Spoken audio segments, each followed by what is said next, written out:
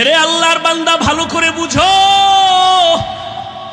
অন্যদিকে তাকাইয়া তামাশা দেখবা না, অন্য কান্দে ওদিকে তাকায়ও না। তোমার চোখে কেন পানি নাই সেই চিন্তা করো। একজনে আল্লাহর মোহাব্বতে চিৎকার দেয়, তোমার মধ্যে সেই জালজালা কেন হয় না? ওরে আগুন লাগলে তো শরীরটা গরম হবে, এটাই তো স্বাভাবিক। আগুন লাগলে তো গরম তাপ লাগবে, শরীর গরম হবে, এটাই স্বাভাবিক। আগুনের পাশে বসছো, তোমার ভাইয়ের শরীর গরম হয়, তোমার শরীর কেন গরম হয় না? কারণটা কি? তোমার ব্যাটারিতে চার্জ নাই, তোমার ঈমান দুর্বল, তোমার আমল দুর্বল। মাওলার কাছে কান্না করো, হে মালিক, আজকে মানুষ হইলাম, পরিচয় দেই আমি মানুষ, কিন্তু এখনো মানুষ হতে পারি নাই। আব্দুল্লাহ ইবনে মাসউদ নবীর মুজিজা দেখে কালেমা পড়লেন। ওমরের মতো বান্দা নবীর কল্লা কাটতে আসিয়া 27 বছরের নবীর হাতে কালেমা বললেন। ও নবীর আশেকের দল, আজকে তাবলীগওয়ালারা বয়ান করে, পীর সাহেবরা বয়ান করে, জুমার দিন খতিব সাহেবরা বয়ান করে। আমার মায়ার নবী মক্কা নগরীতে আসছেন এমন একটা জায়গায়, এত দামি জায়গা কেন না পাক? এর একমাত্র কারণ এই মানুষগুলো এত খারাপ হইল কেন? যেই জমিনে এত নবী আসলো, এত দামি ঘর হইল, এই মানুষগুলো অন্য জায়গার থেকে একটু ভালো হওয়ার কথা, এরা খারাপ কেন? এর যতটা জবাব আছে এর মধ্যে শ্রেষ্ঠ জবাব হলো, এরা আল্লাহর নবী আসার আগ পর্যন্ত এরা মুরব্বি হারা ছিল, এই জন্য দিক বেদিক হয়ে গেছে। ঈসা নবী চলে গেলেন, মাঝখানে কোনো নবী নাই, কোনো মুরব্বি নাই। যারাও ছিল নবীর স্থলাভিষিক্ত, এরা দুনিয়ার লোভে পইরা ডান বাম হয়ে গেছে। হালাল তারে হারাম কয়, হারামটাকে হালাল বলে। রহবান এই সমস্ত ইহুদি আর খ্রিস্টানদের যারা নামদারি আলেম ছিল, এরা টাকা খাইয়া দুনিয়ার লোভে বিধানটাকে ডান বাম করে দিল। মানুষগুলো মূর্তি পূজায় লিপ্ত হয়ে গেল। যেই বাইতুল্লাহ এত দামি ঘর, ওই বাইতুল্লাহর ভেতরে 360টা মূর্তি ভেতরে টানানো। কয়টা? 360টা মূর্তি। এই খেয়াল করো ভালো করে, নবী আইসা নামাজ যখন শুরু করছে, বাইতুল্লাহর পাশে নামাজ পড়ছে, মূর্তি ছিল না? মক্কা বিজয়ের আগে তো মূর্তি নামায় নাই। মূর্তি ভেতরে 360টা মূর্তি। মায়ার নবী আল্লাহর মুহাব্বত নিয়ে নামাজ পড়তেছেন। প্রথম কিবলা বাইতুল মুকাদ্দাসের দিকে ফিরিয়া মদিনায় যাইয়াও আমার নবী ওই 16 মাস দীর্ঘ বছর পর্যন্ত বাইতুল মাকদিসে নামাজ পড়ছেন, কিন্তু নবীর দিলের তামান্না বাইতুল্লাহর দিকে ফিরিয়া নামাজ পড়বেন। মদিনার থেকে দক্ষিণ দিকে হলো বাইতুল্লাহ, ওদিকে ফিরিয়া কখন পড়বেন? নবীর মনে চায়। এত বছর নবী বাইতুল্লাহর দিকে ফিরতে পারে না, কিন্তু দিল কাঁদে বাইতুল্লাহর দিকে ফিরবে। নবী নামাজে দাঁড়াইলেন, রুকুর হালাতে জিব্রাইল আমিন আইসা কয়, নবী এবার আপনি বাইতুল মাকদিস থেকে ফিরিয়া বাইতুল্লাহর দিকে হয়ে যান।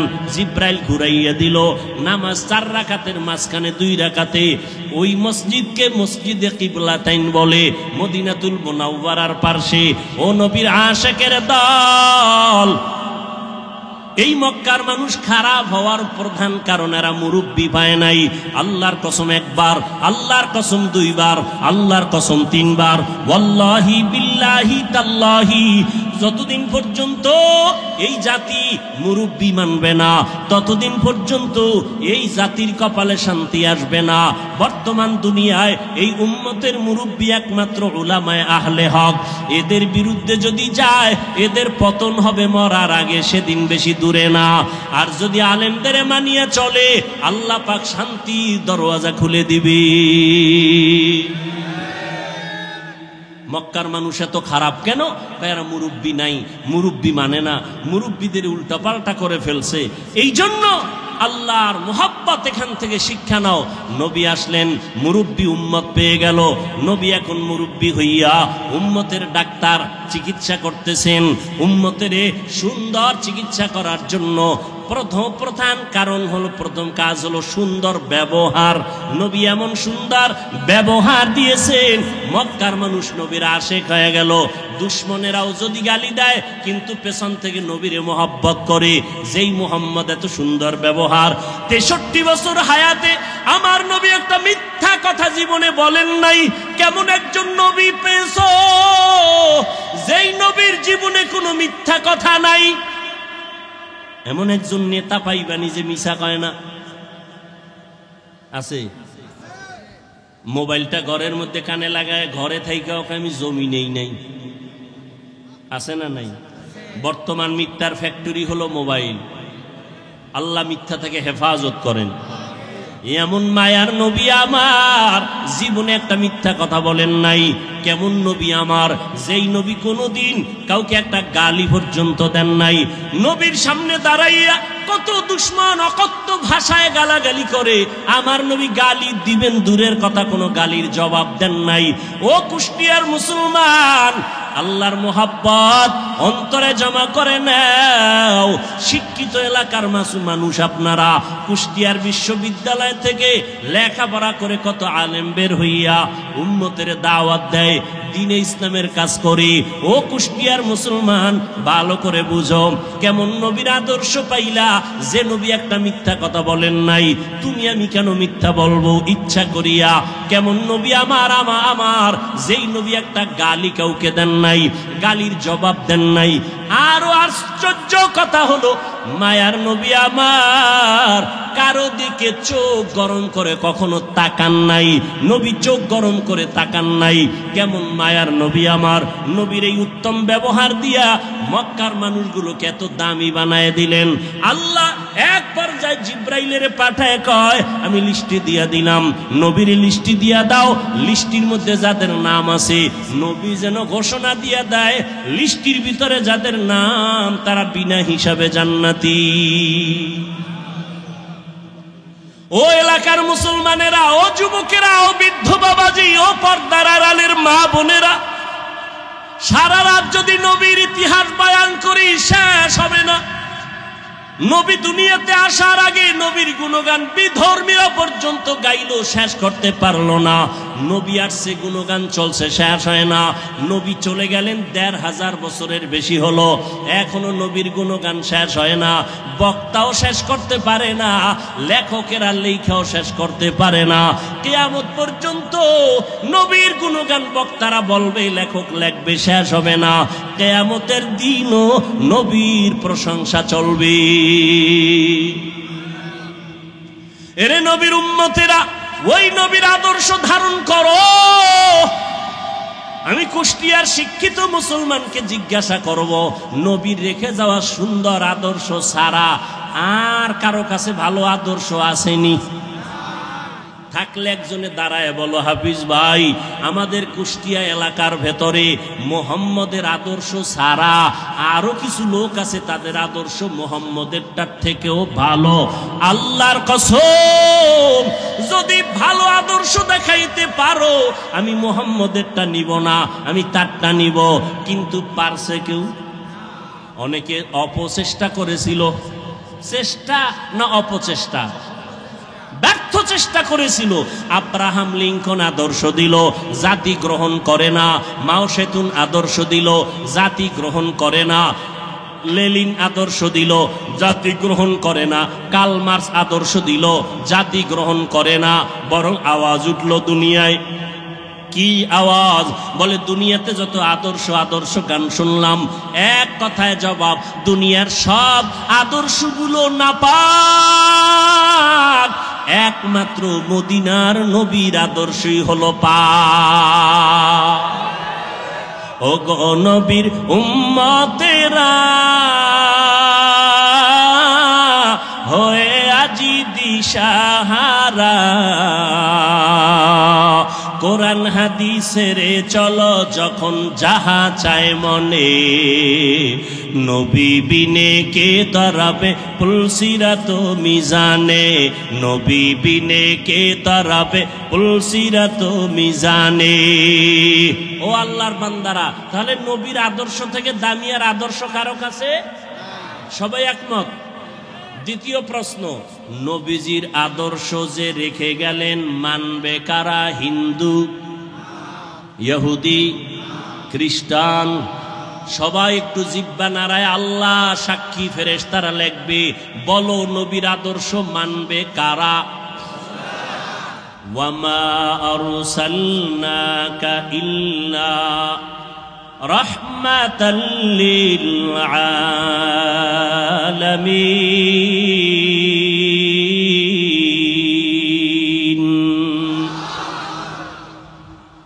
তরজমাটা বলছি, আর একবার বলি। আল্লাহ বলেন, হে নবী আমি আপনাকে, হে রসুল আমি আপনাকে দুনিয়াতে পাঠাই নাই। হ্যাঁ পাঠিয়েছি জগৎ সমূহের রহমত হিসেবে। পাঠাই নাই, হ্যাঁ পাঠিয়েছি। ঘুরাইয়া বললেন কেন? ডাইরেক্ট যদি বলতেন আপনাকে জগৎ সমূহের রহমত করে পাঠাইলাম। ঘুরাইয়া বললেন এর কারণ দুনিয়ার সমস্ত মানুষের ব্রেনকে সাফ করে দিলেন। মোহাম্মদ দুনিয়াতে ভিন্ন কোনো কারণে পাঠানো হয় নাই, একটাই মাত্র কারণ, জগৎ সমূহের জন্য তিনি রহমত। তিনি রহমত, পুরাটাই রহমত, তার মধ্যে রহমতের বাইরে কিচ্ছু নাই। এটা বুঝাবার জন্য এখানে অনেকে তর্জমা করেন রহমতের নবী উভয় জগতের জন্য রহমত। আমি তর্জমা করেছি জগৎ সমূহের জন্য রহমত। উভয় জগৎ বলতে বুঝায় দুনিয়ার জগৎ, পরকাল জগৎ। কিন্তু জগৎ তো দুইটা না, আরো আছে। রুহের একটা জগৎ আলাদা, মায়ের গর্ভের একটা জগৎ আলাদা, দুনিয়া নামক জগৎ একটা আলাদা, মৃত্যুর পরে কবরের জগৎ আলমে বরজাখ আলাদা, হাসরের ময়দানের জগৎ আবার আলাদা, জান্নাত আর জাহান্নামের একটা জগৎ হবে আলাদা। তাহলে একটা হইল না অনেক? জগৎ সমূহের জন্য নবী রহমত, রুহের জগতের জন্য নবী রহমত, মায়ের গর্ভের জগতের জন্য নবী রহমত, দুনিয়ার জগতের জন্য নবী রহমত, কবর জগতের জন্য নবী রহমত, হাসরের ময়দানে আমার নবী রহমত, জান্নাতের জগতে আমার নবী রহমত, জাহান্নামের ভেতরেও আমার নবী রহমত। একজনে প্রশ্ন করবে মনে মনে, সামনে তো আর আসবে না, পেছনে পেছনে বলবে নবী জান্নাতের জন্য রহমত বুঝলাম, জাহান্নামের জন্য রহমত, এটা আবার কোন কথা? এজন্যই তো ভাইজান দূরে থেকে সব কথা আজ করা যায় না। কুষ্টিয়ার বাজারে আসছো, পেছন দিক থেকে একজনকে দেখা কাও চাচা মিয়া দাঁড়াও, মনে করছো তোমার বাড়ির চাচা। চাচায় যখন উল্টা দিকে চেহারাটা ঘুরাই দিয়ে কয়, ও আপনাকে বলি নেই। কয় দূরের থেকে ধারণা করিও না, কাছে যাও। এই দুনিয়াতে নবী আসবেন না, সাহাবায়ে কেরাম আসবেন না, উলামায়ে কেরামে উম্মতের রাহবর, ওয়ারাসাতুল আম্বিয়া। উলামায়ে কেরাম আল্লাহকে ভয় করবেন। ভয় করার মানে গুনাহ থেকে নিজেকে বাঁচায় রাখবেন। সাধারণ মানুষ শয়তানের ধোকায় পড়ে বাম হাতে পানি পান করবে, কিন্তু কোনো আলেম বাম হাতে পানি পান করবে না। সাধারণ মানুষ শয়তানের ধোকায় পড়ে টুপি ছাড়া চলবে, দাড়ি কাটবে, কিন্তু যারা আলেম তারা কখনো টুপি ছাড়া চলবে না। হর কে দারদ খৌফে হক দার দিল মাদাম, জন্নতুল মাওয়া দেহাদ উরা মাকাম, জুজবা হক চি জে মখাজ ইনসোজা, ফজলে উআ মস্তে দর জুমলা জাহা। জগৎ সমূহের জন্য আপনার আমার নবী, রহমতের নবী আমার নবী। রুহের জগতের জন্য কিভাবে রহমত, ভিন্ন আলোচনা। মায়ের গর্ভের জগতের জন্য নবী কেমন রহমত, ভিন্ন আলোচনা। দুনিয়ার জগতের জন্য নবী কেমন রহমত, ভিন্ন আলোচনা। হাসরের ময়দানের জন্য নবী কেমন রহমত, ভিন্ন আলোচনা। জান্নাতের জগতে নবী কেমন রহমত, ভিন্ন আলোচনা। জাহান্নামের জগতের জন্য নবী রহমত কেমন, ভিন্ন আলোচনা। আপনাদের ধৈর্য হবে না, সময়ও কুলাবে না। এজন্য আমি শুধুমাত্র রুহের জগৎ নিয়ে কথা বলবো না, শুধু দুনিয়ার জগৎটা নিয়ে কিছু কথা বলে বিদায় নিব। আল্লাহ যদি তৌফিক দেন, বয়ান বক্তা সাহেব যত বড় যোগ্যতা সম্পূর্ণ বড় বক্তা হোক না কেন, অনেক এলেম আছে, অনেক ডিগ্রি আছে, কিন্তু বয়ান ভালো হওয়া, বয়ান ভালো না হওয়া এটা বক্তার কোনো বাহাদুরি না, এটা শ্রোতাদের মোহাব্বত আর দিলের আকর্ষণ। এই পয়েন্টটাও লিখে রাখেন আজীবন। কিছু মার্কা মারা পয়েন্ট বলবো, এটি লিখে রাখবেন। বক্তার বয়ান ভালো হইছে না খারাপ হইছে, এগুলো সব নির্ভর করে শ্রোতাদের মোহাব্বত আর কলবের আকর্ষণের উপর। আপনাদের অন্তরের হালাত যেমন, বয়ান হবে তেমন। যদি আল্লাহর মোহাব্বত নিয়ে বয়ান করি আর আল্লাহর মোহাব্বত নিয়ে বয়ান শুনেন, বরকতকে দিবেন। দুনিয়ার জগতের জন্য আমার নবী রহমত। কেমন একজন নবী আল্লাহ আমাদের দান করেছেন, চিনলি না রে যুবক? যদি আমার নবীর একবার চিনতি, নেতার জন্য জীবন দাও, নেত্রীর জন্য জীবন দাও, দলের জন্য জীবন দাও, আমার নবীরে যদি একবার চিনতি, এই জমিনে কল্লা দিয়া দিতি, কোনো বেঈমান আমার নবীর বিরুদ্ধে কথা বলতে পারত না। ইমামুল আউয়ালিন আল আখিরিন বহরে সাদকা রহমাতান লিল আলামিন সাইয়্যিদুল কাউনাইন খাতমুল মুরসালিন আখির আমদ বুদে ফখরুল আউয়ালিন। বছরে মাস কয়টা? 12টা। কিয়ামতের আগে একটা বাড়বে, একটা কমে যাবে। ইন্না ইদ্দাতাশ শুহুরি ইনদাল্লাহি 12 শাহরান ফি কিতাবিল্লাহ ইয়াওমা খালাকাস সামাওয়াতি ওয়াল আরদ মিনহা আরবাআতুন হুরুম যালিকাদ দীনুল কাইয়্যিম। আল্লাহ পাক কোরআনে বলেন সূরা তাওবা, কিয়ামতের আল্লাহ পাক বলেন আমি বছরে গণনার আকারে মাস বানাইছি 12টা।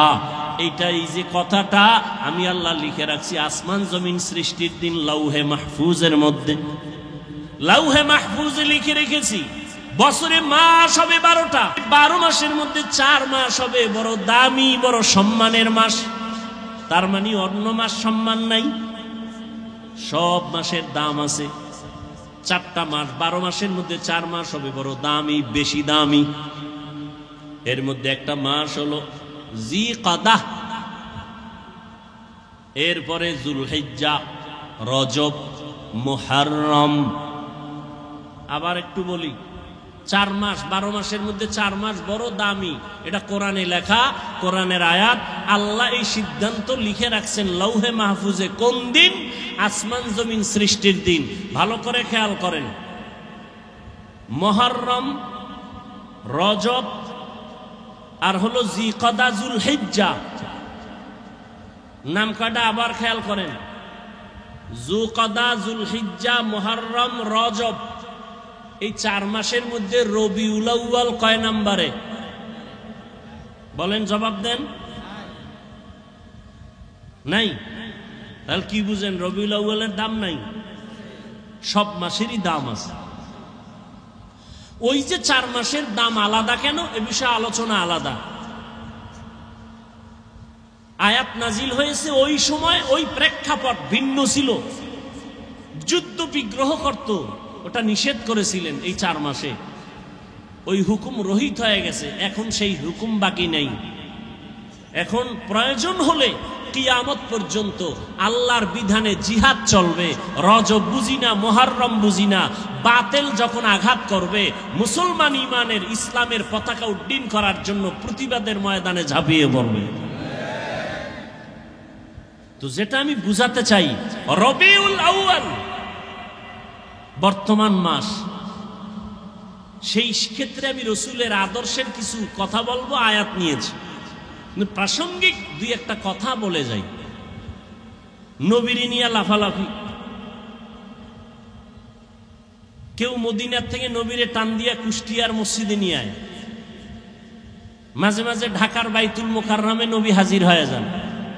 হ্যাঁ, কত ইখতিলাফ মতনৈক্য। কেউ কয় নবী যে 63 বছর পরে মইরা গেছে, আর জিন্দা হওয়ার কায়দা নেই। আবার কেউ কয় নবী মরেই নাই। তো যারা বলে নবী মরে নাই, তো 63 বছরের গণনা আসলো কেন? যাই হোক, নবী বলেন আমি 63 বছরের হায়াত শেষ করে মদিনাতুল মুনাওয়ারা রওজা মুবারাকে কিয়ামত পর্যন্ত জিন্দা অবস্থায় নামাজের হালাতে থাকবো। আরো জোরে বলেন। নবী কবরে মদিনায় না মক্কায়? মদিনায়। কতদিন থাকবেন বলেন সবাই? বাংলাদেশে আসবেন কবে? আসবেন? নবী এসে আপনার খবর নেওয়া এটা মূল্য বেশি, না ফেরেশতা দিয়ে নবীর কাছে খবর পৌঁছানো এটা মূল্য বেশি? কেন নবীরে আনতে চান কেন এখানে? আপনি যাইতে পারেন না? আর আপনার মতো বেজাল্লা আমল আল্লাহর কাছে নবী আসবে, নবী কি ঠেকানি? আল্লাহ হেদায়াত দান করুন। কিয়ামত পর্যন্ত নবী থাকবেন, মরা না জিন্দা? জিন্দা। কিয়ামত পর্যন্ত নবী জিন্দা, সমস্ত নবীরা কবরে জিন্দা। নবী এসেছিলেন কোন এক বছরের রবিউল আউয়ালে, এ নিয়েও দ্বিমত আছে, আমি সেদিকে যাব না। নবী বিদায় হয়েছেন রবিউল আউয়ালের কোন একদিন, মাঝখানে সময় গেছে 63 বছর। আলোচনার বিষয়বস্তু কেন্দ্রবিন্দু নবী আসলেন কেন, 63 বছর পরে গেলেন কেন, আসলেন কেন আর গেলেন বা কেন? এর থেকে উম্মতের কি করণীয়, কি বর্জনীয়? নবীর আশাটাকে আরবিতে বলে মিলাদুন নবী, বিদায় হয়ে যাওয়াটাকে আরবিতে বলে ওয়াফাতুন নবী। আর আমরা যে নবীর হাদিস বয়ান শুনাইতেছি এটাকে বলে দাওয়াতুন নবী। আর টোটাল 63 বছরকে বলে সিরাতুন নবী। 4টা শব্দ বললাম, মিলাদুন নবী, ওয়াফাতুন নবী, দাওয়াতুন নবী, সিরাতুন নবী। বিশ্লেষণে যাব না, আমি সাধারণ মানুষকে সহজে যাতে বুঝতে পারে ওই চিন্তা করে সব সময় বয়ান করি। শিক্ষিতদেরকে বয়ান করেন না, বহু শিক্ষিত বক্তা আছে, বহু এলেমওয়ালা আছে, আমার এলেম নাই, আমল নাই। সাধারণ মানুষ যেন অল্পতে একটু দিনের দিকে আসে, আল্লাহর দিকে আসে, সুন্নতওয়ালা হয়, আমি ওই ধান্দায় বয়ান করি। পেজগোছের কথা কম বলি, খুব খেয়াল করবেন। মিলাদুন নবী, ওয়াফাতুন নবী, সিরাতুন নবী, দাওয়াতুন নবী, এই 4টা শব্দ একমাত্র শুধুমাত্র কেবলমাত্র আমার আপনার নবী রহমতুল্লিল আলামিনের শানের শব্দ। এই 4টা শব্দ মুসা নবীর বেলায় ব্যবহার হয় নাই, এই 4টা শব্দ ঈসা নবীর বেলায় ব্যবহার হয় নাই।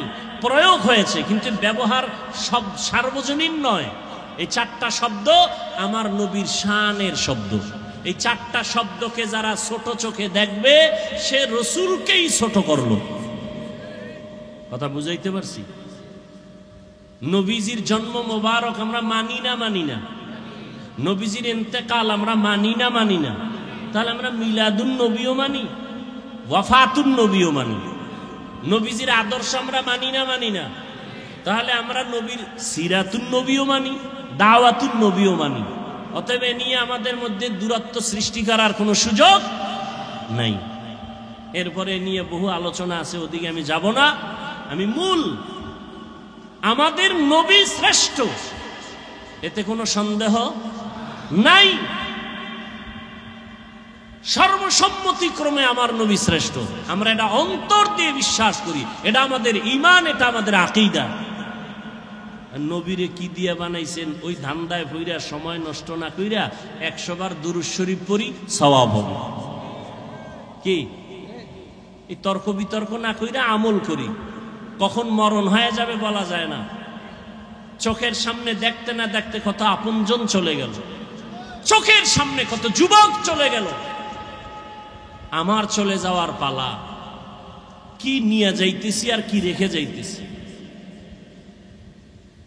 আল্লাহ বলেন ওমা আরসালনাকা ইল্লা রাহমাতাল লিল আলামিন, ও পয়গম্বর জগৎ সমূহের জন্য আমি আপনাকে রহমত করে পাঠাইলাম। রূহের জগতের জন্য নবী আমার রহমত, দুনিয়ার জগতের জন্য নবী রহমত, কবর জগতের জন্য নবী আমার রহমত, হাসরের জগতের জন্য নবী রহমত। দুনিয়ার জগতের জন্য নবী কিভাবে রহমত, এই বিষয়ে 2-4টা কথা আমি বলবো।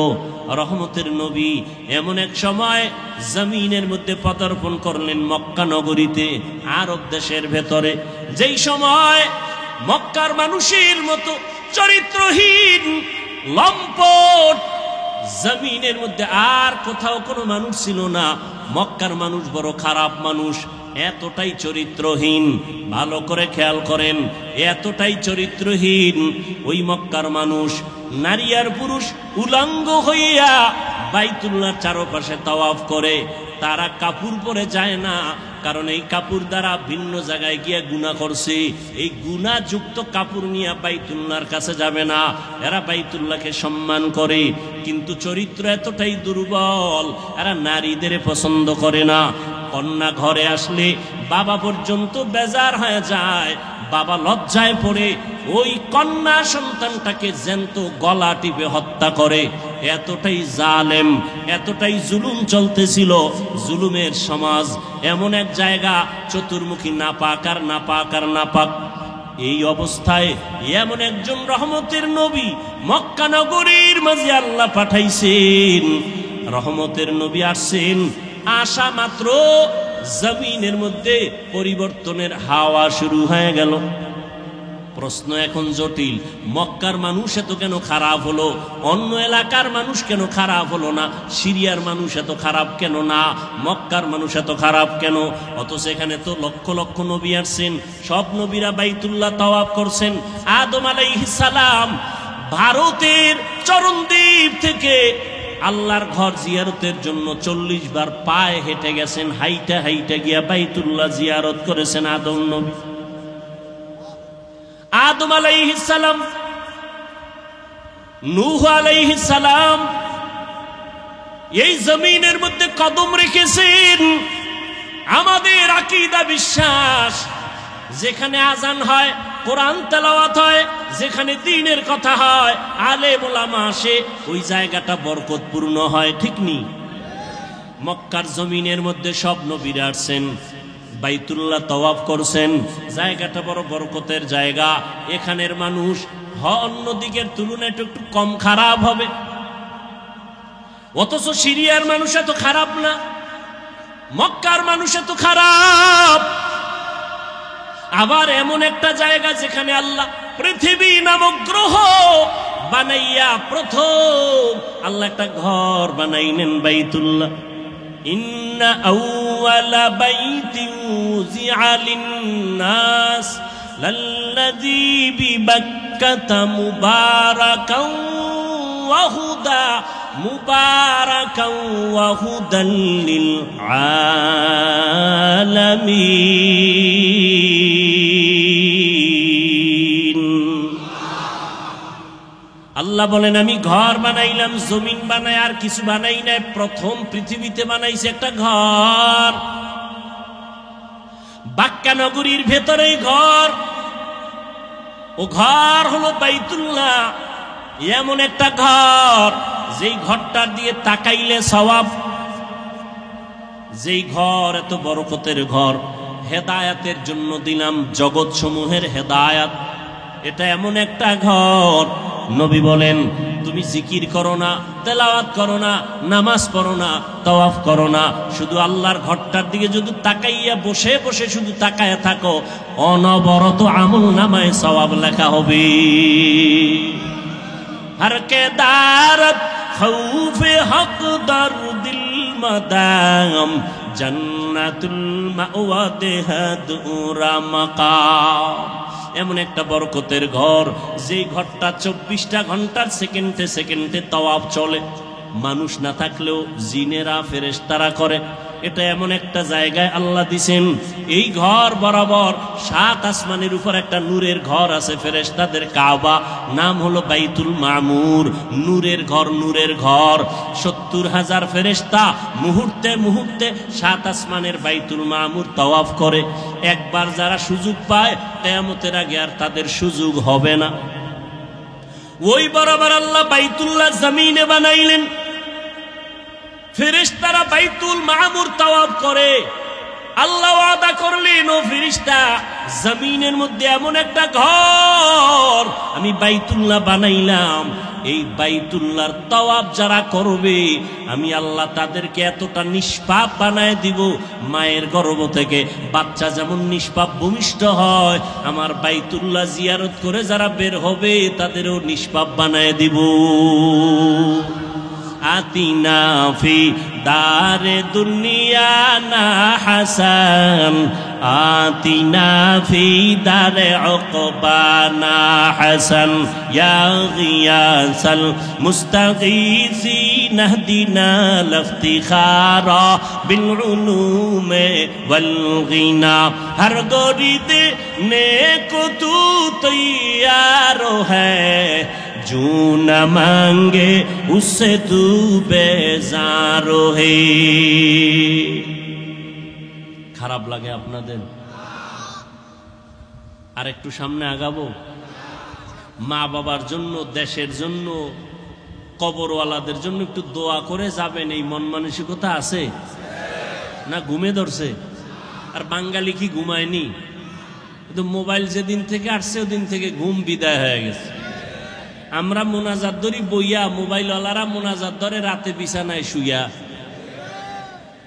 সারা রাত মোবাইলের ডিউটি, কবিরা গুনাহ করে চেহারাটা কার্টুন হয়ে গেছে। এরে যুবক, আল্লাহর কসম করে বলি, ভালো করে লিখে রেখো রে যুবক, এই দুনিয়ায় যত বন্ধু পেয়েছো সব বন্ধু স্বার্থপর। একমাত্র দুনিয়ার জমিনে তোমাদের নিঃস্বার্থ বন্ধু উলামায়ে কেরাম ছাড়া আর কেউ নাই। আছে যারা তোমাকে ভালোবাসে, ছায়া দেয়, স্বার্থ আছে, আঘাত লাগবে সদস্য পদের নাম কাটবে না, কল্লাটা কেটে ফেলবে। কিন্তু আমরা উলামায়ে কেরাম তোমাদের এত আপন, আমাদের কি পরিমাণ গালাগালি করো তাও আমরা জানি, আমাদের বিরুদ্ধে কি পরিমাণ ফেসবুকে লেখো তাও আমরা জানি। এরপর একটা গালি দেই না, কলিজা দিয়া দোয়া করি, ও দয়ার মালিক আমার কলিজার যুবকদের তুমি দিনের খাদেম বানায় দাও। কারণ নবীজিও যুবকদের জন্য বড় দোয়া করেছেন। নবী বলেন, বুড়ারা আমি মুহাম্মদের বিরোধিতা করেছে, আর যুবকেরা আমি মুহাম্মদের উপকার করেছি। আবু জাহিল নবীর বন্ধু না দুশ্মন? বুড়া। কি আবু লাহাব নবীর দুশ্মন বুড়া, আবু তালিব নবীর দুশ্মন বুড়া। আর নবীর আপন 7 বছর বয়সের এক যুবক, 11 বছর বয়সের আগেই, শিশু থেকে কিশোর হইয়া যুবক হওয়ার আগেই আল্লাহর বান্দা নবীর হাতে গেলেন, সহযোগিতার জন্য রেডি হয়ে গেলেন। নবীর চাচাতো ভাই হযরতে আলী, 7 বছর শেষ, 8, 9, 10, 11, 12-র মধ্যে কেউ বলেন 11, কেউ বলেন 8, নবীর হাতে গিয়া কালেমা পড়লেন। এতদিন ছিল আলী নবীর চাচাতো ভাই, এখন আলী নবীর একজন সাহাবী। কিছুদিন পরে হবেন কি কি হবেন? জামাতা হয়ে যাবেন। যুবক, নবীর শক্তি দিয়া নবীর কাছে গিয়া সাহায্যের হাত বাড়াইলেন।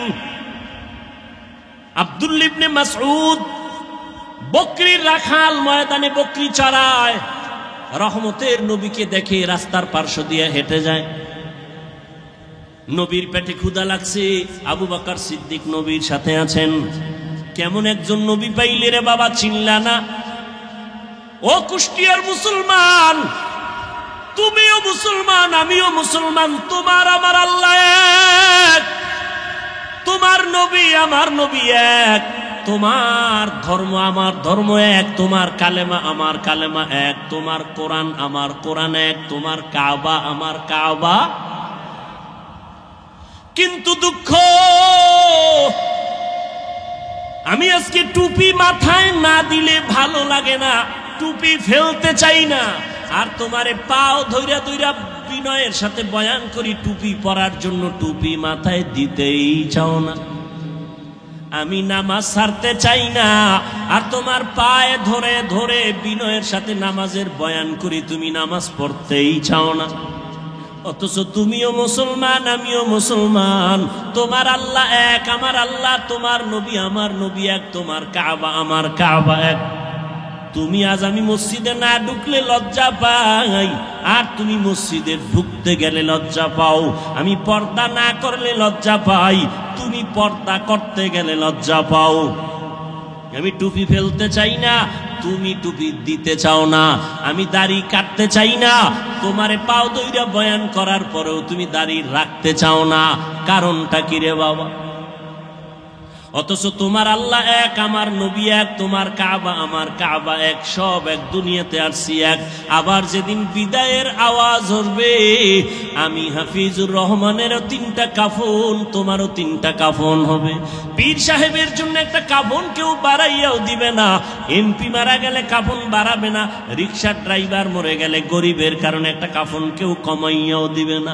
সবার বেলায় 3টা কাফন, কালার হবে আলাদা। কি? যারা আলিয়ায় ভরে তাদের কালার একরকম, যারা কওমিতে ভরে তাদের কালার আর একরকম, সব এক। 3টা সাদা কাপড়ের প্যাকেট যখন হবে, কে পীর, কে মুরিদ, কে আলেম, কে মূর্খ, কে ইমাম, কে মুক্তাদি লেখা থাকবে, সব একাকার হয়ে গেছে। কবরে রাখার পর প্রশ্ন হবে 3টা। কয়টা? আমাকেও যেই প্রশ্ন করা হবে, আপনাদেরও সে একই প্রশ্ন করা হবে। রবের পরিচয় দাও, ধর্মের পরিচয় দাও, রহমাতুল্লিল আলামিনের পরিচয় দাও। আমাকেও প্রশ্ন যা করবে, আপনাদেরও সেই একই প্রশ্ন করা হবে। ও আল্লাহর বান্দারা, কেমন একজন নবী পাইলেন, ওই নবীর জন্য একটু মায়া হলো না রে বাবা? আজকে আমি তোমার মতো চলি, এই দুনিয়ায় চলি তোমার মতো, তোমার মতোই চলাফেরা করি। তুমিও 3 বেলা খাও, আমরাও 3 বেলা খাই। তুমিও রাতের বেলা ঘুমাও, আমরাও ঘুমাই। ও আল্লাহর বান্দারা, তোমরাও ব্যবসা করো, চাকরি করো, আমরাও ব্যবসা করি, চাকরি করি। ও আল্লাহর বান্দারা, তোমরাও রাস্তাঘাটে চলো, আমরাও রাস্তাঘাটে চলি। তোমরাও বিদেশ সফর করো, আমরাও করি। কই ও আল্লাহর বান্দা, একই দেশে বসবাস করি, একই হাওয়া বাতাসে চলি, একই খানা খাই, কিন্তু আজকে তুমি মুসলমান, আমি মুসলমান, এক আল্লাহর গোলাম হইয়া কেন তুমি নবী মানো না? কেন তুমি নবীর মোহাব্বত অন্তরে জমা করো না? কারণটা কি বুঝেই আসে না? আসলে কারণ হলো, যে যাকে চিনে না সে তাকে মানে না। তুমি আমার আল্লাহকে এখনো চিনতে পারো নাই রে যুবক। তুমি নেতাকে চিনছো, নেতার জন্য তুমি জীবন দিয়া রাস্তায় বের হইয়া যাও। আর আমি আমার নবীরে চিনলাম, এই জন্য আমি নেতার জন্য জীবন দিতে চাই না, নেত্রীর জন্য চাই না, দলের জন্য চাই না। জীবনটা যদি দিতে চাই, আমার নবীর আদর্শের জন্য দিব। এনে নবীর আশিক উম্মতের দলেরা, রহমতের নবী আমার রাস্তা দিয়া চলতেছেন, পার্শ্বে আবু বকর। হঠাৎ করে পেটে ক্ষুধা, আর সে চেটিয়াল ময়দানে বকরির পাল। আবু বকরকে বললেন, রাখালকে ডাকো। রাখাল এসে হাজির। এই রাখাল, আমাদের পেটে ক্ষুধা, তোমার এমন একটা বকরি আমগো দেও, একটু দুধ পান করবো আমরা দহন করিয়া। রাখাল কয়, এই বকরির মালিক আমি না, অতএব আমি দিতে পারুম না। এবার নবী কয়, রাখাল শোনো, আচ্ছা ঠিক আছে, তাহলে দুধওয়ালা বকরি দেওয়া লাগবে না, এমন একটা বকরি দাও যেই বকরিটা মৃত্যু পর্যন্ত দুধ দিবে না। এরকম বকরি আছে না, দুধ দেয় না, এমন একটা বকরি দাও। রাখাল বলে, এই যে একটা বকরি আছে, এটা নেন, এর থেকে জীবনে দুধ আসবে না। রহমতের নবী বলে, আবু বকর দাঁড়ান। নবী যেই বকরির থেকে জীবনে দুধ আসবে না বলিয়া রাখাল দিল, রহমতের নবী ওই বকরির হাত দিলেন ওলানের ভেতরে, সাথে সাথে দুধ আসলো। নবী পান করলেন, আবু বকর করলেন, রাখালেরও করাইলেন। করানোর পরে কয়, রাখাল বকরিটারে আবার পালের মধ্যে দিয়া দাও। রাখাল দেওয়ার পরে যেই বকরি জীবনে দুধ দিবে না, এই লোকটা কে যার হাত লাগা মাত্র দুধ আসলো? এতক্ষণ চিনে নাই, এতক্ষণ। ও ভাই, আমি রাস্তা দিয়ে হেঁটে আসতেছি, যে চিনে না হে ধাক্কা দিছে, হুজুর সরেন। যখন টের পাইছে আমি চেয়ারে বসার পরে, এবার আর উষা চিনি তা। এই জন্য যে যাকে চিনে না সে তাকে মানে না, যে যাকে চিনে তাকে মানার মতো মানে। বলে কেমন, কয় জীবন দিতে রেডি। রাখাল এতক্ষণ চিনে না এই ব্যক্তিকে। যখনই দেখলো একটা বকরি জীবনে দুধ দিবে না, ওই বান্দার হাতটা দেওয়া মাত্র বকরি দুধ দিল, চিনে ফেললো এটা সাধারণ কোনো মানুষ না, এটা পাওয়ারওয়ালা মানুষ। এই পাওয়ার আমার মধ্যে নাই। এই পাওয়ারের নাম হলো মুআজিজা। এই পাওয়ারের নাম কি? নবীদের বেলায় হলে মুআজিজা, ওলিয়া উলিয়াদের বেলায় হলে হবে কারামত। ভালো করে মনে রাখবেন, যেটা কখনো সম্ভব না, এইরকম কিছু অসম্ভব আল্লাহ যদি সম্ভব করেন, এটাকে আশ্চর্য ধরনের বলা হয়, অলৌকিক পাওয়ার বলে।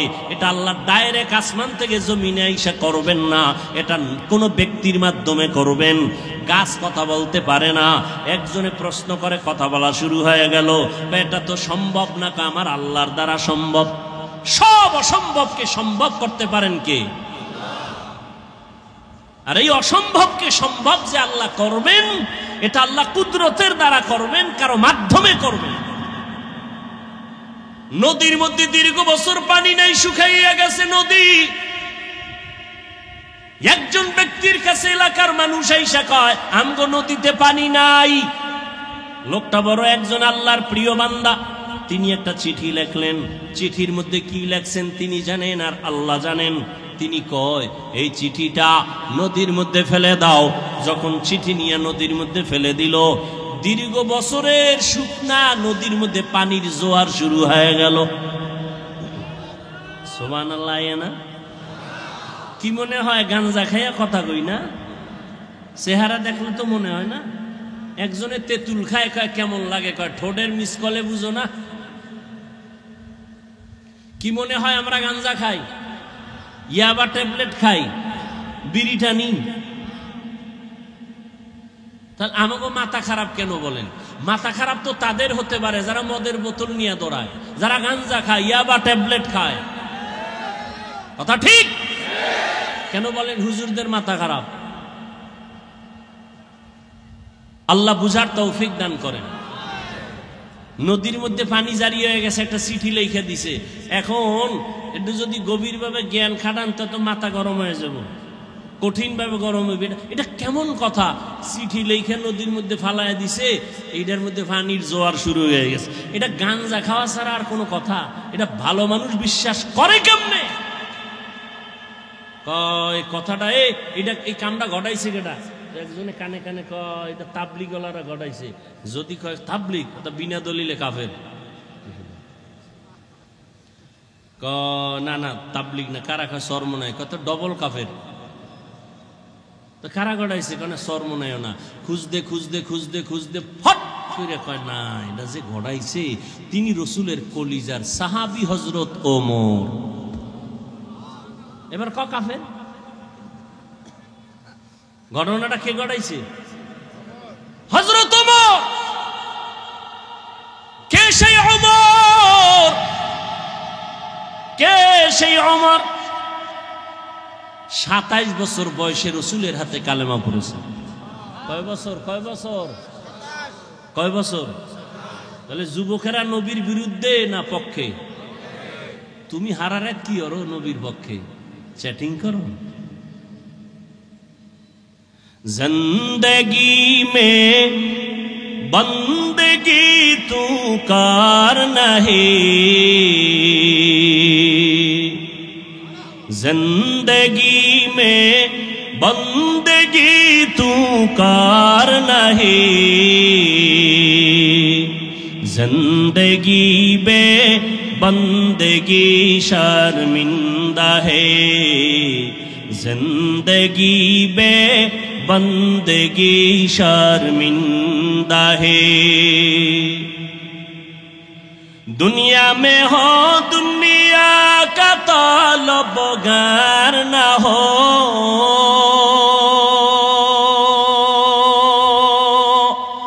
बाजार से गुजर हो खरीदार न हो,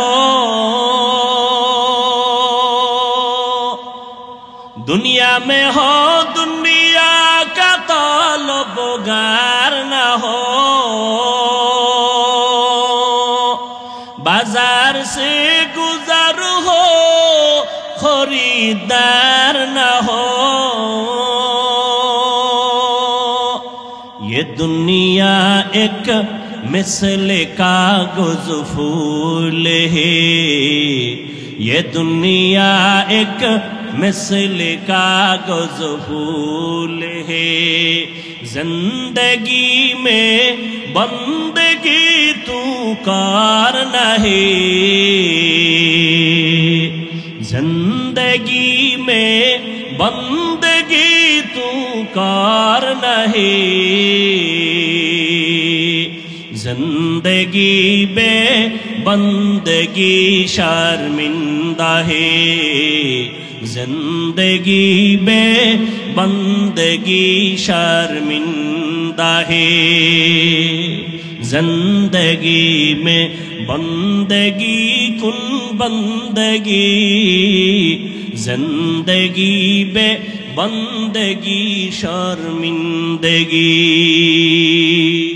वमा अरसलनाका इल्ला रहमतन लिल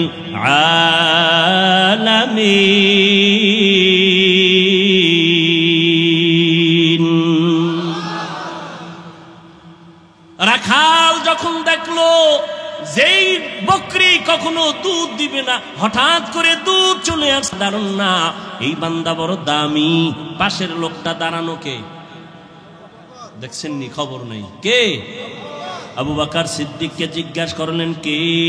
ইনি হলেন রাহমাতুল লিল আলামিন, আব্দুল্লাহর পোলা মুহাম্মদ। কয় নাম শুনছি। তিনি কি বলে হ্যাঁ, তাই তো এই অলৌকিক ঘটনা প্রকাশ পেল।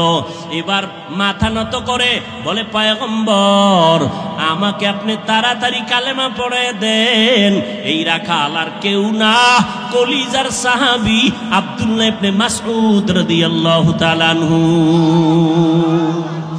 ইমামুল আউয়ালিনাল আখিরিন বহরে সদকা রাহমাতাল লিল আলামিন, সাইয়্যিদুল কাউনাইন খাতমুল মুরসালিন, আখির আমদ বুদে ফখরুল আউয়ালিন। এরে আল্লাহর বান্দা ভালো করে বুঝো, অন্যদিকে তাকাইয়া তামাশা দেখবা না, অন্য কান্দে ওদিকে তাকায়ও না। তোমার চোখে কেন পানি নাই সেই চিন্তা করো। একজনে আল্লাহর মুহাব্বতে চিৎকার দেয়, তোমার মধ্যে সেই জালজালা কেন হয় না? ওরে আগুন লাগলে তো শরীরটা গরম হবে, এটাই তো স্বাভাবিক। আগুন লাগলে তো গরম তাপ লাগবে, শরীর গরম হবে, এটাই স্বাভাবিক। আগুনের পাশে বসছো, তোমার ভাইয়ের শরীর গরম হয়, তোমার শরীর কেন গরম হয় না? কারণটা কি? তোমার ব্যাটারিতে চার্জ নাই, তোমার ঈমান দুর্বল, তোমার আমল দুর্বল। মাওলার কাছে কান্না করো, হে মালিক, আজকে মানুষ হইলাম, পরিচয় দেই আমি মানুষ, কিন্তু এখনো মানুষ হতে পারি নাই। আব্দুল্লাহ ইবনে মাসউদ নবীর মুজিজা দেখে কালেমা পড়লেন। ওমরের মতো বান্দা নবীর কল্লা কাটতে আসিয়া 27 বছরের নবীর হাতে কালেমা বললেন। ও নবীর আশেকের দল, আজকে তাবলীগওয়ালারা বয়ান করে, পীর সাহেবরা বয়ান করে, জুমার দিন খতিব সাহেবরা বয়ান করে। আমার মায়ার নবী মক্কা নগরীতে আসছেন এমন একটা জায়গায়, এত দামি জায়গা কেন না পাক? এর একমাত্র কারণ এই মানুষগুলো এত খারাপ হইল কেন? যেই জমিনে এত নবী আসলো, এত দামি ঘর হইল, এই মানুষগুলো অন্য জায়গার থেকে একটু ভালো হওয়ার কথা, এরা খারাপ কেন? এর যতটা জবাব আছে, এর মধ্যে শ্রেষ্ঠ জবাব হলো এরা আল্লাহর নবী আসার আগ পর্যন্ত এরা মুরব্বি হারা ছিল, এই জন্য দিক বেদিক হয়ে গেছে। ঈসা নবী চলে গেলেন, মাঝখানে কোনো নবী নাই, কোনো মুরব্বি নাই। যারাও ছিল নবীর স্থলাভিষিক্ত, এরা দুনিয়ার লোভে পইরা ডান বাম হয়ে গেছে। হালালটারে হারাম কয়, হারামটাকে হালাল বলে। রোহবান, এই সমস্ত ইহুদি আর খ্রিস্টানদের যারা নামদারি আলেম ছিল, এরা টাকা খাইয়া দুনিয়ার লোভে বিধানটাকে ডান বাম করে দিল। মানুষগুলো মূর্তি পূজায় লিপ্ত হয়ে গেল। যেই বাইতুল্লাহ এত দামি ঘর, ওই বাইতুল্লাহর ভেতরে 360টা মূর্তি ভেতরে টানানো। কয়টা? 360টা মূর্তি। এই খেয়াল করো ভালো করে, নবী আইসা নামাজ যখন শুরু করছে, বাইতুল্লাহর পাশে নামাজ পড়ছে, মূর্তি ছিল না? মক্কা বিজয়ের আগে তো মূর্তি নামায় নাই। মূর্তি ভেতরে 360টা মূর্তি। মায়ার নবী আল্লাহর মুহাব্বত নিয়ে নামাজ পড়তেছেন। প্রথম কিবলা বাইতুল মুকাদ্দাসের দিকে ফিরিয়া মদিনায় যাইয়াও আমার নবী ওই 16 মাস দীর্ঘ বছর পর্যন্ত বাইতুল মাকদিসে নামাজ পড়ছেন, কিন্তু নবীর দিলের তামান্না বাইতুল্লাহর দিকে ফিরিয়া নামাজ পড়বেন। মদিনার থেকে দক্ষিণ দিকে হলো বাইতুল্লাহ, ওদিকে ফিরিয়া কখন পড়বেন? নবীর মনে চায়। এত বছর নবী বাইতুল্লাহর দিকে ফিরতে পারে না, কিন্তু দিল কাতে বাইতুল্লাহর দিকে ফিরবে। নবী নামাজে দাঁড়াইলেন, রুকুর হালাতে জিব্রাইল আমিন আইসা কয়, নবী এবার আপনি বাইতুল মাকদিস থেকে ফিরিয়া বাইতুল্লাহর দিকে হয়ে যান। জিব্রাইল ঘুরাইয়া দিল। নামাজ 4 রাকাতের মাঝখানে 2 রাকাতে ওই মসজিদকে মসজিদে কিবলাতাইন বলে, মদিনাতুল মুনাওয়ারার পাশে। ও নবীর আশিকের দল, এই মক্কার মানুষ খারাপ হওয়ার প্রধান কারণ এরা মুরব্বি পায় নাই। আল্লাহর কসম একবার, আল্লাহর কসম 2 বার, আল্লাহর কসম 3 বার, ওয়াল্লাহি বিল্লাহি তাল্লাহি, যতদিন পর্যন্ত এই জাতি মুরব্বি মানবে না, ততদিন পর্যন্ত এই জাতির কপালে শান্তি আসবে না। বর্তমান দুনিয়ায় এই উম্মতের মুরব্বি একমাত্র উলামায়ে আহলে হক। এদের বিরুদ্ধে যদি যায়, এদের পতন হবে মরার আগে, সেদিন বেশি দূরে না। আর যদি আলেমদের মানিয়ে চলে, আল্লাহ পাক শান্তির দরওয়াজা খুলে দিবে। মক্কার মানুষ এত খারাপ কেন? এরা মুরব্বি নাই, মুরব্বি মানে না, মুরব্বিদের উল্টাপাল্টা করে ফেলছে। এই জন্য আল্লাহর মুহাব্বত এখান থেকে শিক্ষা নাও। নবী আসলেন, মুরব্বি উম্মত পেয়ে গেল। নবী এখন মুরব্বি হইয়া উম্মতের ডাক্তার, চিকিৎসা করতেছেন। উম্মতের সুন্দর চিকিৎসা করার জন্য প্রধান কারণ হলো, প্রথম কাজ হলো সুন্দর ব্যবহার। নবী এমন সুন্দর ব্যবহার দিয়েছেন, মক্কার মানুষ নবীর আশেক হয়ে গেল। দুশ্মনেরাও যদি গালি দেয়, কিন্তু পেছন থেকে নবীরে মোহাব্বত করে। যেই মুহাম্মদ এত সুন্দর ব্যবহার, 63 বছর হায়াতে আমার নবী একটা মিথ্যা কথা জীবনে বলেন নাই। কেমন একজন নবী পেয়েছো, যেই নবীর জীবনে কোনো মিথ্যা কথা নাই? এমন একজন নেতা পাইবা নিজে মিছা কয় না? আছে?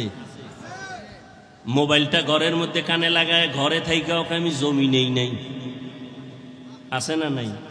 বর্তমান মিথ্যার ফ্যাক্টরি হলো মোবাইল। আল্লাহ মিথ্যা থেকে হেফাজত করেন। এমন মায়ার নবী আমার, জীবনে একটা মিথ্যা কথা বলেন নাই।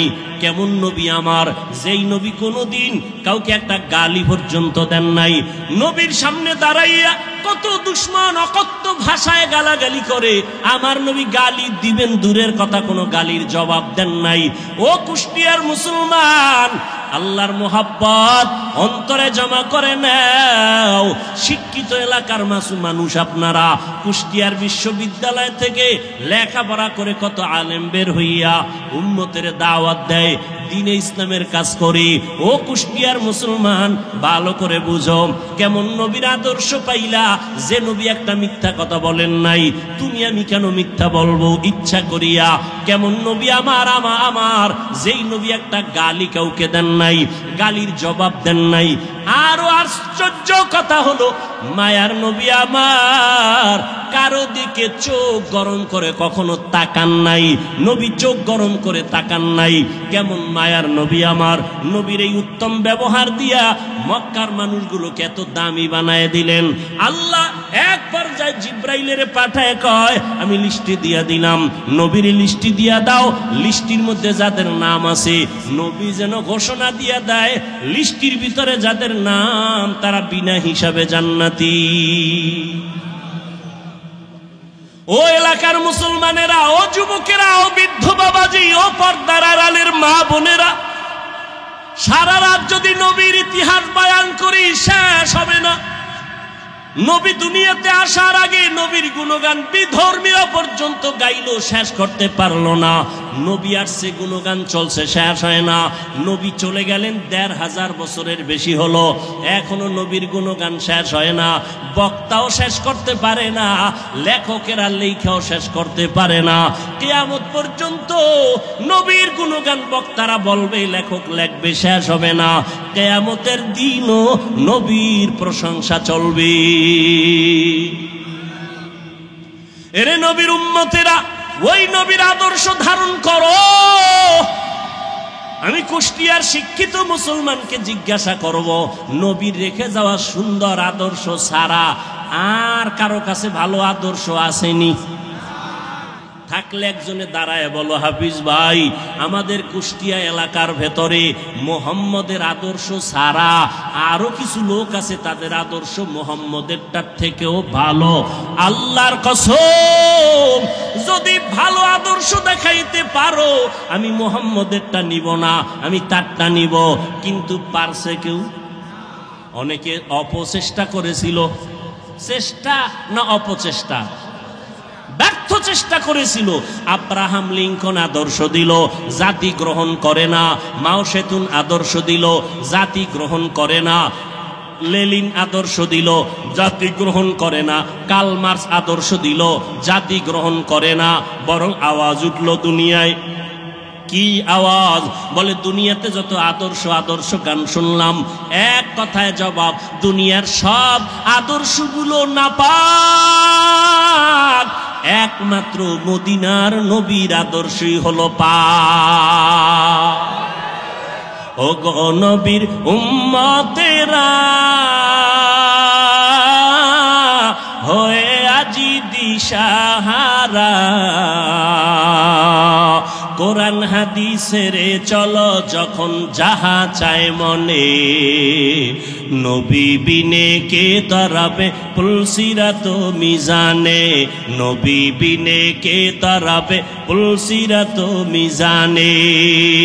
ও আল্লাহর বান্দারা, তাহলে নবীর আদর্শ থেকে দামি আর আদর্শ কারো কাছে? সবাই একমত? দ্বিতীয় প্রশ্ন, নবীজির আদর্শ যে রেখে গেলেন, মানবে কারা? হিন্দু, ইহুদি, খ্রিস্টান?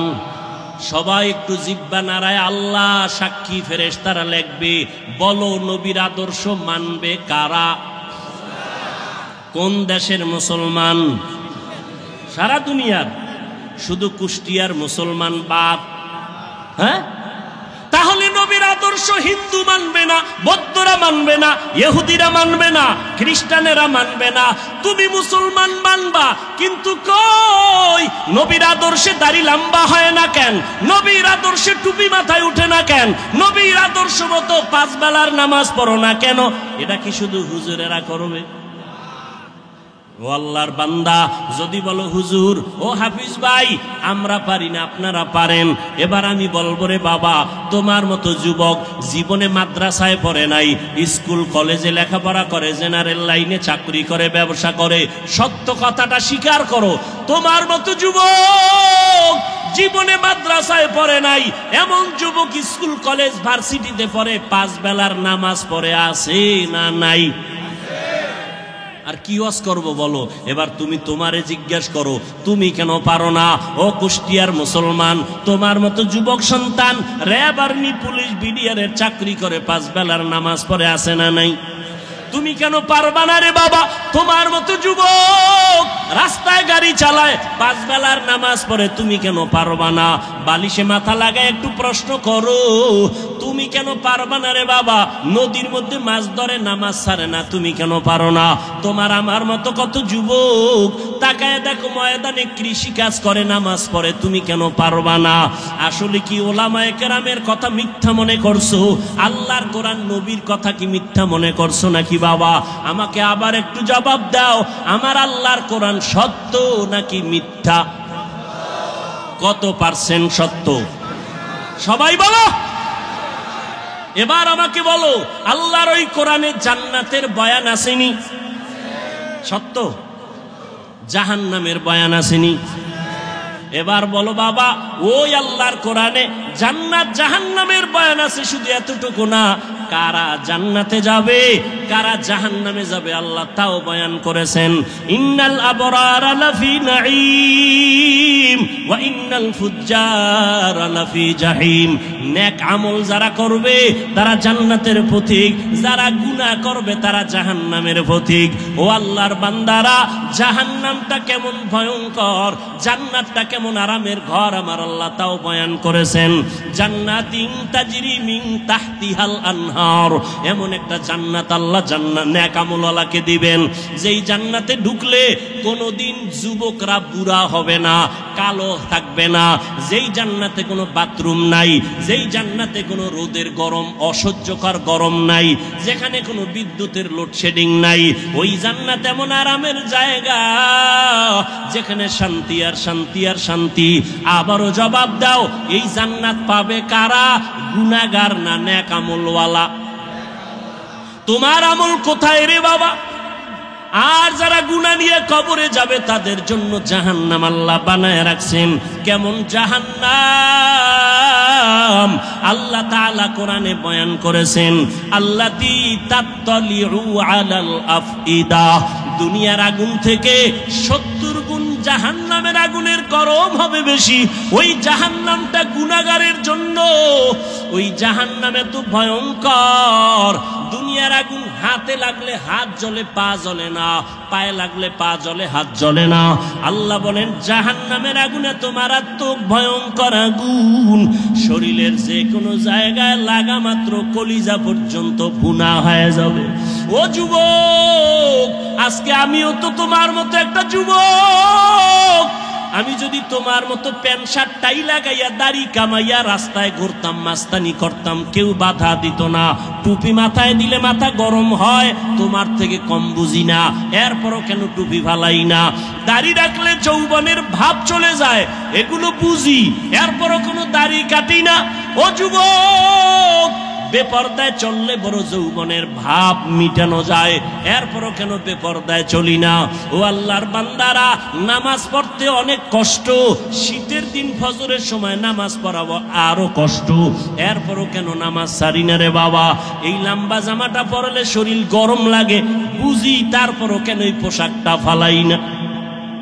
এর একমাত্র কারণ, আল্লাহর কোরআন পড়লাম, নবীর কথা দেখলাম, একটাও কোনো মিথ্যা নাই। অনেক বেঈমানেরা, পণ্ডিতেরা মিথ্যা প্রমাণ করার জন্য অপচেষ্টা করছি, আজও পর্যন্ত আমার মাওলার কথা একটা ভুল বের করতে পারে নাই, পারছে? বরং বহু বেঈমানেরা কালেমা পড়ে মুসলমান হয়ে গেল।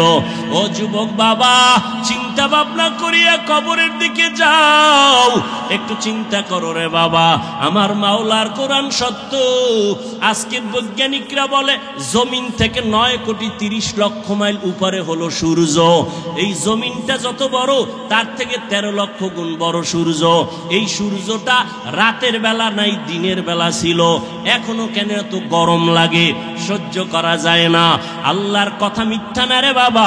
নবী বলেন কিয়ামতের দিন মানুষ, নারী আর পুরুষ সব উলঙ্গ দাঁড়াবে হাসরের মাঠে।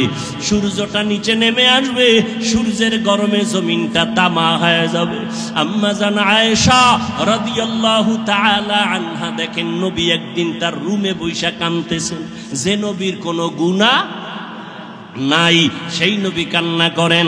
আম্মা জান বলেন, ইয়া রাসূলুল্লাহ, আমার ভয় লাগে কোনো বেয়াদবি করলাম কিনা, আপনি কেন কাঁদতেছেন? আমার নবী বলেন, আয়েশা, আপনি কোনো বেয়াদবি করেন নাই, কেন কাঁদেন হে নবী?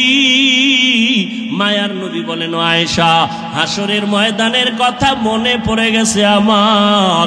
কিয়ামতের দিন আমার গুনাহগারের উম্মতের কি হালাত হবে। কেন ইয়া রাসূলুল্লাহ? নবী বলেন, ও আয়েশা, কিয়ামতের ময়দানে নারী আর পুরুষ সব উলঙ্গ দাঁড়াবে। কিয়ামতের দিন সূর্যের গরমে মাথার মগজগুলো টাস টাস করে ফেটে যাবে, জমিনটা তামা হয়ে যাবে। অন্যদিকে জাহান্নামের আওয়াজ, আবার আমার মাওলাও রাগান্বিত আওয়াজ দিবেন, লিমানিল মুলকুল ইয়াউম লিল্লাহিল ওয়াহিদিল কাহ্হার।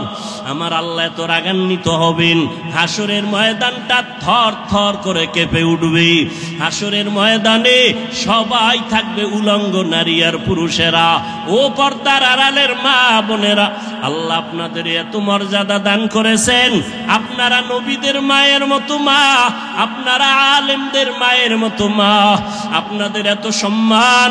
আপনারা খাদিজা রাদিয়াল্লাহু তাআলা আনহার মতো নারী, আপনারা আয়েশা রাদিয়াল্লাহু তাআলা আনহার মতো দামি নারী, আপনারা ফাতেমা রাদিয়াল্লাহু তাআলা আনহার মতো দামি নারী, ঈসা নবীর মা মারিয়াম আলাইহাস সালামের মতো দামি নারী।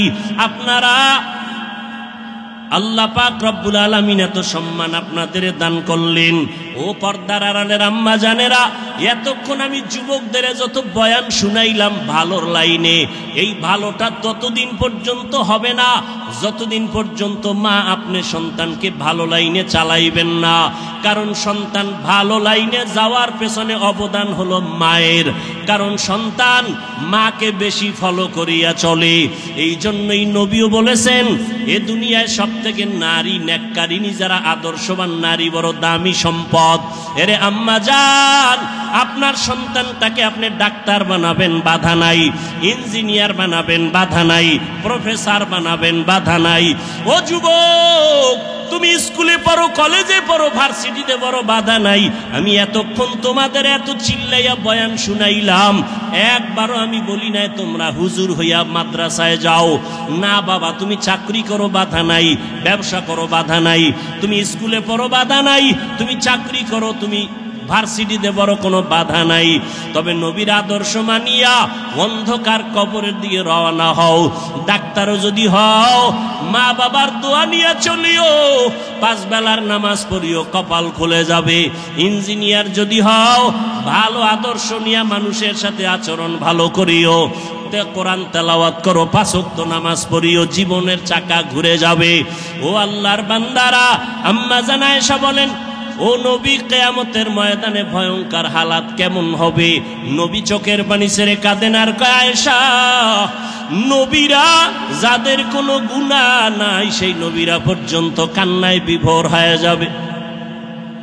আদম নবী কান্না করবেন নিজেকে বাঁচাবার জন্য, মূসা নবী কান্না করবেন নিজেকে পরিত্রাণের জন্য, ইব্রাহিম নবী কান্না করবেন নিজেকে বাঁচাবার জন্য, মুক্তির জন্য, ঈসা নবী কান্না করবেন নিজেকে মুক্তি করার জন্য, উম্মতেরা যাবে সুপারিশের জন্য।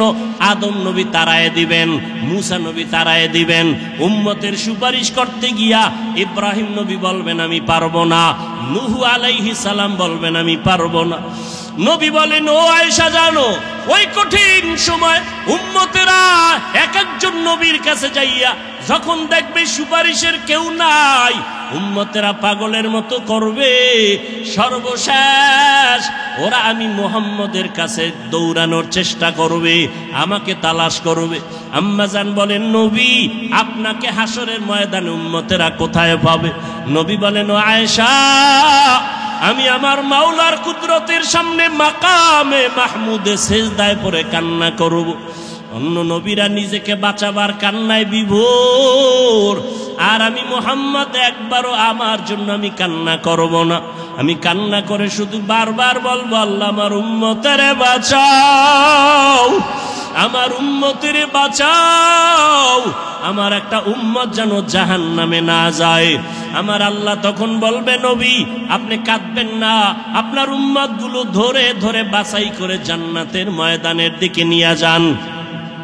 ও আয়েশা, আমি তখন খুশি মনে আমার উম্মত গুলো ধরে ধরে জান্নাতের ময়দানের দিকে নেওয়া শুরু করব। আম্মা জান আয়েশা বলেন, ইয়া রাসূলুল্লাহ, কোটি কোটি কোটি মানুষের ভেতরে আপনার উম্মত গুলো চিনবেন কি করে? নবী বলেন, ও আয়েশা, যেই উম্মত দুনিয়াতে আমি মুহাম্মদের মোহাব্বতে পড়িয়া ওযু বানাইয়া 5 বেলার নামাজ যথাযথভাবে আদায় করবে, কিয়ামতের ময়দানে ওই ওযুর জায়গাগুলো নূরের আলোতে চমকাইতে থাকবে। আমি নবী দেখে দেখে উম্মতকে জান্নাতের দিকে নিয়ে যাব। ও কুষ্টিয়ার মুসলমান বাবারা, ও যুবক বৃদ্ধ বাবাজি, পর্দার আড়ালের মা বোনেরা, কিয়ামতের ময়দানে আল্লাহ না করুন যদি আল্লাহর নবীর সুপারিশের কাতারে দাঁড়াইতে না পারি, বেনামাজি হইয়া যদি দাঁড়াই, বেপরদার অবস্থা নিয়ে যদি দাঁড়াই, তওবা না করে গুনাহ নিয়ে যদি যাই, নবী তখন বলবে, না তুমি আমার উম্মত না, আমি তোমার নবী না। আল্লাহ পাক বলবেন, ও ফেরেশতা, এই গুনাহগার বেনামাজি নাফরমানের জাহান্নামের হ্যান্ডকাপ লাগায়া দাও। ও আল্লাহর বান্দারা, সূর্যের গরম সইতে পারি না, গুনাহ নিয়ে কবরে গেলে হাসরের ময়দানে কেমনে জাহান্নামের আগুন সহ্য করব? একটু নিজের চিন্তা করো। আজকে তোমার ডানে বামে, আমার ডানে বামে ভক্তবৃন্দের অভাব নাই, টাকা পয়সা বাড়ি গাড়ির অভাব নাই, মরিয়া গেলে সাদা কাফন ছাড়া কেউ নাই, অন্ধকার কবরে কেউ আমার আপন হইয়া যাবে না। অতএব এখনো সময় আছে, তওবা করে নাও, আল্লাহর মোহাব্বত নিয়ে উলামায়ে কেরামের পরামর্শ নিয়ে 5 ওয়াক্ত নামাজ পড়ো। এখনো সময় আছে, মনে মনে আমার আল্লাহকে ডাকো আর বলো, হে মালিক, জীবনে তো নামাজ কম সারি নাই, বেপরদায় কম চলি না, আজকে থেকে তওবা করলাম। আমার মতো যুবক স্কুল কলেজে পড়িয়া, ব্যবসা করে, চাকরি করে যদি নামাজ পড়ে, আমি কেন পারবো না? আজকে থেকে নামাজ ছাড়বো না, বেপরদায় চলবো না, দাড়ি কাটবো না, মা বাবার সাথে বেয়াদবি করবো না, মুরব্বীদের সাথে বেয়াদবি করবো না, উলামায়ে কেরামের পরামর্শ নিয়া নবীর তরিকা মানিয়া চলবো, মা বাবার দোয়া নিয়া চলবো।